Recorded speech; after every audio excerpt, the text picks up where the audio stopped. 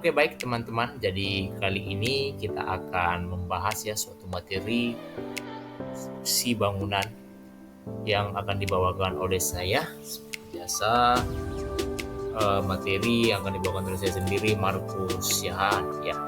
Jadi dalam pembelajaran kali ini, dalam konstruksi dan bangunan yang ini merupakan suatu bagian atau aspek penting ya dalam pembangunan infrastruktur yang biasanya itu dimulai dari perencanaan dan kemudian dalam pelaksanaan dari setiap proses-proses dari suatu konstruksi, dan nanti di akhir yaitu finishing ya, akhir dari tahap suatu konstruksi yang itu akan menghasilkan bangunan yang sesuai dengan fungsi yang diinginkan dan tentunya juga aman dan juga menambah nilai estetika yang bagus.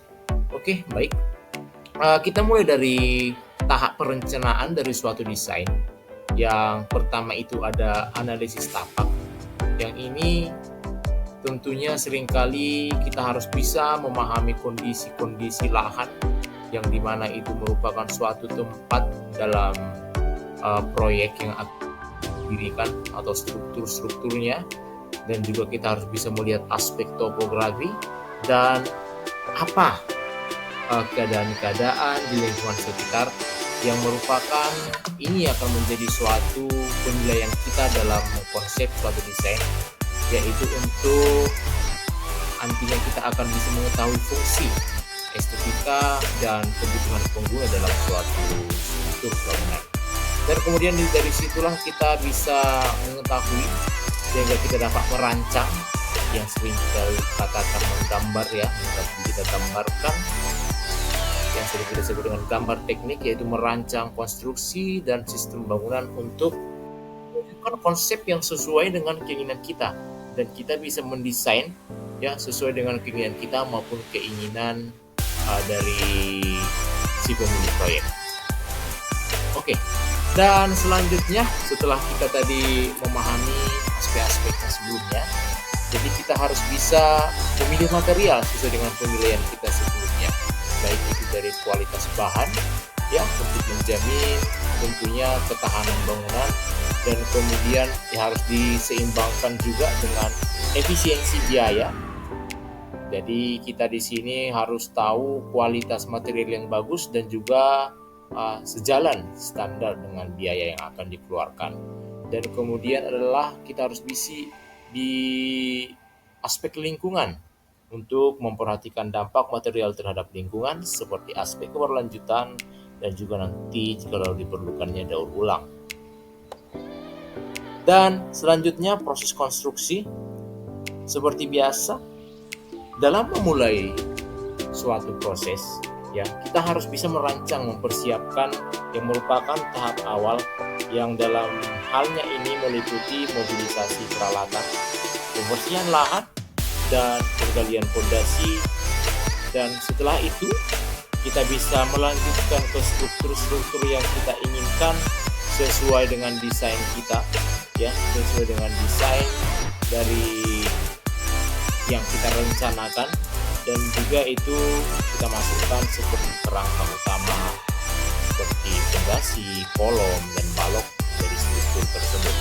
Nah, setelah kita nanti bisa menyelesaikan dari proses struktur ini, selanjutnya itu kita bisa masuk ke tahap finishing, yang ini merupakan tahap akhir yang melibatkan pemasangan dinding, lantai, plafon, utilitas, dan pekerjaan akhir yang dalam hal artian pekerjaan akhir ini adalah untuk melengkapi penambahan sesuai dengan fungsi yang kita inginkan, dan juga keamanan ya, keamanan dari konstruksi dari bangunan yang kita inginkan, dan penambahan nilai estetika juga. Tentu dalam suatu proyek untuk menjalankan itu tentunya harus ada pengaturan ya, pengaturan yang baik yang sering kita sebut dengan manajemen proyek. Yang manajemen ini juga harus dimulai dengan perencanaan. Jadi kalau kita ingin melihat ke depan apa yang akan kita laksanakan, kita harus merencanakan, yaitu seperti rencana kerja, anggaran, dan juga jadwal-jadwal pelaksanaan yang disiapkan secara matang. Dan selanjutnya itu perlunya koordinasi kita untuk memastikan ya komunikasi dan sinergi yang baik antara semua pihak yang terkait. Dan kemudian adalah pengendalian untuk memantau kemajuan proyek dan mengambil tindakan korektif jika diperlukan. Nah, setelah kita mengetahui bisa mengatur proyek itu yang dengan sangat baik, kita harus tentu melaksanakan evaluasi, yaitu menganalisis kinerja proyek kita. Jika nanti dari suatu proyek kita ada yang kurang, dari situ kita bisa memperbaikinya untuk melanjutkan jikalau ada proyek-proyek yang akan datang. Dan ini adalah hal yang paling penting dari setiap pelaksanaan-pelaksanaan yang akan kita laksanakan dalam pembangunan struktur proyek ya. Jadi kita harus bisa memperhatikan keselamatan dan kesehatan kerja. Yang pertama itu keamanan pekerja ya, dan kemudian adalah untuk meminimalisir risiko-risiko dalam setiap pekerjaan, dan juga kepedulian lingkungan. Kita harus bisa memastikan kegiatan konstruksi tidak menimbulkan dampak buruk bagi lingkungan. Dan selanjutnya itu dalam pembangunan itu kita harus bisa menyelaraskan dengan standar-standar yang ada dan juga regulasi. Dalam standar bangunan seperti kode-kode bangunan, persyaratan struktural, dan aspek keselamatan itu harus sesuai. Dan kemudian supaya tidak ada masalah-masalah yang akan datang baik dalam masalah di saat berjalannya proyek maupun nanti jika proyek sudah selesai, tidak ada masalah dalam bangunan itu, tentunya harus ada izin bangunan yang resmi yang merupakan bagian penting. Kalau dalam halnya ini contohnya harus adanya suatu AMDAL ya dalam suatu proyek, dan juga kita harus tahu peraturan-peraturan lingkungan di sekitaran proyek yang akan kita dirikan suatu bangunan. Dan ini adalah suatu tantangan dan yang sering terjadi. Tantangan-tantangan seperti adanya kendala di dalam lapangan, baik dari cuaca dan juga masalah logistik. Dan juga tantangan yang berikutnya itu adalah kita harus bisa menyesuaikan adaptasi teknologi dalam pemanfaatan teknologi canggih yang dapat menjawab berbagai tantangan konstruksi.